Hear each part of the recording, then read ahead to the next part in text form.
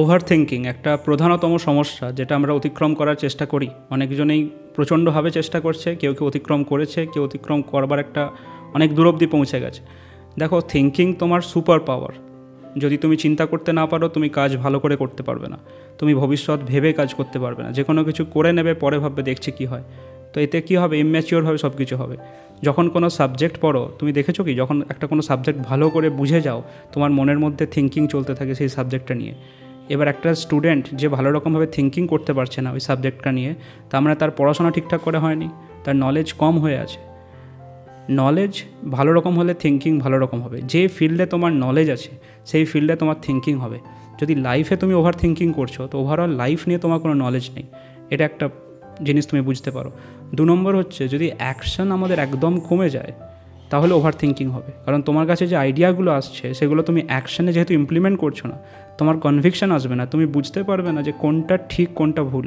তো over thinking করার প্রবণতাটা অনেক বেড়ে যাবে। তো যেটাই তোমার কাছে মনে হচ্ছে এটা করলে হয়, তোমাকে আগে নিজেকে এটা কনভিন্স করতে হবে যে কেন করব, করলে আমার লাভ কী হবে, না করলে ক্ষতি কী হবে। এইভাবে যদি একবার ক্রিটিক্যাল থিঙ্কিং করে নাও, তারপরে সেটা একদম স্মলেস্ট আকারে স্টার্ট করো।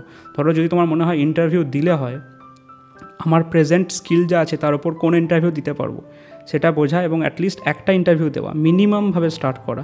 এমন নয় যে আমি 20টা ইন্টারভিউ লিস্ট বানিয়ে ফেললাম, তাহলে তোমার মন এগোতেই চাইবে না। মনকে এগোতে দেওয়ার জন্য কাজের পরিমাণটাকে ছোট করে রাখবে সবসময়। এটা হলো। আর একটা জিনিস মনে রাখবে যে থিঙ্কিং তুমি কীভাবে তৈরি করতে পারো। একটা হচ্ছে জার্নালিং করে। সেলফ কমিউনিকেশন তোমাকে খুব বেশি বাড়াতে হবে। তার জন্য কি করবে, তুমি ডায়েরি রাইটিং বা জার্নালিং করবে। যদি তুমি ডায়েরি রাইটিং ঠিকঠাক বেসিসে করো, তুমি দেখবে তোমার মনটা না পুরো ইন্টিগ্রেটেড হয়ে যাচ্ছে। যেগুলো স্ক্যাটার্ড আকারে বা বিক্ষিপ্ত আকারে একটা একটা করে আইডিয়া আসতো, এখন সব আইডিয়া একটার সাথে একটা মিশে গিয়ে একটা টোটাল একটা আইডিয়া আসে, একটা টোটাল ভিশন বা একটা পিকচার তৈরি হয়। এই যে মনটা পুরো ইন্টিগ্রেট করার ক্ষমতাটা, এটা প্রচণ্ড প্রয়োজনীয়। এটা ভালো ভালো ছোটো বয়সে যাদের ভালো ফ্যামিলিতে সুযোগ হয়েছে, তারা সেই রকম মা বাবা তার সঙ্গে কথা বলে বলে করে দেয়। আর যারা সেভাবে সুযোগ পায়নি, তারা ডায়েরি রাইটিং করে করে করতে পারে। নিজের সাথে নিজের কথা বলে বলে মনটাকে ইন্টিগ্রেট করো। যখন তুমি থেরাপি করো, সাইকোথেরাপি নাও, তখন কি করো, তোমার যে থেরাপিস্ট বা কাউন্সিলার, তার সঙ্গে কথা বলে বলে তুমি মনটাকে ইন্টিগ্রেট করার চেষ্টা করছো, যাতে মনে সমস্ত কিছু মিলে একটাই হয়, চারিদিক থেকে সব কিছু আমার হাতছানি না দেয়, যে এটা আলাদা আলাদা না হয়ে থাকে। এটা একটা বিরাট বড় জিনিস, যেটা আমি তোমাকে এখনই বললাম, যে ইন্টিগ্রেট দ্য মাইন্ড। তার জন্য ডায়েরি রাইটিং আর journaling will be the most important thing. যদি তুমি সাইকোথেরাপি নাও সেটা আলাদা কথা, না হলে এইটা করলেও অনেকটা কাজ হয়ে যায়। আচ্ছা, নেক্সট হচ্ছে আমাদের চিন্তার স্রোত, যে ক্রমাগত চিন্তা, মাঙ্কি মাইন্ড বলা হয়। মনের টেন্ডেন্সি হচ্ছে সব কিছুকে গ্র্যাব করতে চায়। গ্র্যাব করা মানে ধরবো, আমি এটাও ধরবো, ওটাও ধরবো, এটাও ধরবো, এটাও ধরবো, চারিদিকে ওরম করে বেড়াচ্ছে। তো ওকে শেখাও যে সব কিছু তোমায় ধরতে হবে না, তুমি ছাড়তেও শেখো।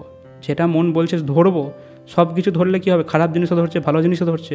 যেটাকে বলা হয় যে মিনিমালিস্টিক লাইফস্টাইল, বা আমাদের উপনিষদের কথায় যেটা বলা হয় যে ত্যাগেই শক্তি। অনেক কিছুকে ত্যাগ করে দেওয়া। তুমি যদি ইউটিউব খোলো, তুমি 2টো ভিডিও দেখবো, টার্গেট নাও সপ্তাহে ভালো ভিডিও, তুমি দেখতে পারবে। যদি তুমি ভাবো 20টা ভিডিও দেখে নেবো, কোনোটাই দেখতে পারবে না, আলটিমেটলি লস হয়ে গেল পুরোটা। ঠিক আছে? তো এইভাবে ওভারঅল আমাদের বুঝতে হবে যে আমাদের অসংখ্য কাজ করতে হবে না, সারাদিনে 3টে বা 4টে কাজ করতে হবে। যদি মনে করি অনেকগুলো করবো, কোনোটাই করা হবে না, দিয়ে ওভার থিঙ্কিং হবে। মেডিটেশন করা স্টার্ট করো, নাহলে নাম জপ, নাহলে তোমার যে স্পিরিচুয়াল প্র্যাকটিস পছন্দ হয়, একটু পড়াশোনা করো যে স্পিরিচুয়াল প্র্যাকটিস কত রকমের হয়, যে কোনো একটা স্পিরিচুয়াল প্র্যাকটিস নাও। ওপ্রা উইনফ্রে একজন বিখ্যাত বিলিয়নিয়ার, উনি বলেছেন, আমি যখন কাউকে হায়ার করি, আমি ফার্স্টে জিজ্ঞেস করি তোমার স্পিরিচুয়াল প্র্যাকটিস কী। আমি এটা জিজ্ঞেস করি না তোমার রিলিজিয়ান কী, তুমি কোন ধর্মের লোক, সেটা আমার জানার দরকার নেই। তোমার স্পিরিচুয়াল প্র্যাকটিস কী। কেউ বলতে পারে আমি আজান দিই, কেউ বলতে পারে আমি নাম জপ করি, কেউ বলতে পারে আমি প্রে করি, নর্মাল প্রেয়ার, কেউ বলতে পারে যে আমি ধ্যান করি। কোনো না কোনো একটা স্পিরিচুয়াল প্র্যাকটিস থাকলে কি হয়, মনটা সবসময় তাজা থাকে, নতুন থাকে। নাহলে মনটা আস্তে আস্তে পুরনো হয়ে যায়। পুরনো মন মানে বয়স্ক মন হয়ে যায়, আর ঝিমোতে শুরু করে দেয়। যে রোজ নাম জপ করছে বা রোজ ধ্যান করছে, তার মনটা টাটকা সজীব হয়ে আছে। এটা আমাদের স্বামী রঙ্গনাথানন্দজি, বেলুড় মঠের প্রেসিডেন্ট ছিলেন, উনি বলতেন যে mind should always be fresh and spontaneous. মন সবসময় থাকবে তাজা, একটা শিশুর মতো ছটপট ছটপট করবে, কিন্তু খারাপ দিকে নয়। খারাপ দিকে ছটপট করা মানে যার কোনো কন্ট্রোল নেই। ভালো দিকে ছটপট করা মানে আমি মনটাকে যেদিকে বলবো সেদিকে সে এনার্জি নিয়ে ছটপট করবে। যদি বলি পড়াশোনা কর, পড়াশোনাতে এক্সাইটেড হবে। আর মাঙ্কি মাইন্ড মানেও যে কোনো দিকে চলে যেতে পারে, আজকে এদিকে তো কালকে ওদিকে, তো লাইফ কোনো ডাইরেকশানলেস হয়ে যায়। তো এইগুলো করলে আস্তে আস্তে আমরা বেরিয়ে আসতে পারি, এবং এটা একটু সময় লাগবে। এমন নয় যে তুমি কালকে ভাবলে পরশু দিন থেকে সব ঠিক হয়ে যাবে, কিন্তু জীবন মানেই সংগ্রাম। তোমার শুধুমাত্র ওভার থিঙ্কিং নয়, এরকম অনেক ইস্যু আসবে চোখের সামনে একটার পর একটা, তোমাকে সেগুলোকে অতিক্রম করে করে যেতে হবে। তুমি যদি ভাবো যে এত কেন, এত তোমারই নয় সবারই আছে, কেউ কেউ কি বলছে এগুলো, সে ভেতরে লেগে লড়াই করছে, কেউ কেউ লড়াই করছে না, হাল ছেড়ে দিয়েছে।